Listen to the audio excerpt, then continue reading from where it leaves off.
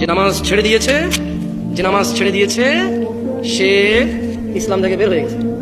আর যে নামাজ ছাড়েনি, শত অন্যায় অবিচার পাপ থাকবে, আল্লাহর সাথে তার সাথে ক্ষমা চাইবে, আল্লাহ মাফ করবে, আর করবে না, প্রতিশ্রুতি দেবে, আবার মানুষ হিসেবে দুর্বল হয়ে যাবে, আবার আল্লাহর কাছে মাফ চাইবে, লজ্জা হবে না, আল্লাহ আবার মাফ করবে।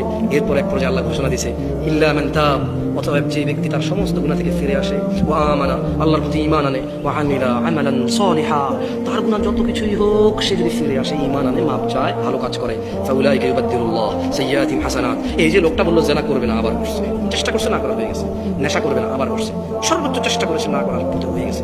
এই যে লোকটা নামাজ মিস করে ফেলেছে, চেষ্টা করেছে সর্বোচ্চ পড়ার, হঠাৎ দেখে গেলে মিস হয়ে গেছে, তো আল্লাহ কোরআনুল কারীমে সূরা ফুরকানে বলছে যে লোকটা ইল্লা মান তাব, হাজার সহস্র কোটি অপরাধ থেকে মাপ চেয়ে ফিরে আসলো, ওয়া আমানা, এরপর ঈমান নিয়ে নিয়েছে, ওয়া আমিলা আমালান সালিহা, মাপ চাইছে, ঈমান আনছে, কিছু ভালো কাজ করা শুরু করে দিয়েছে।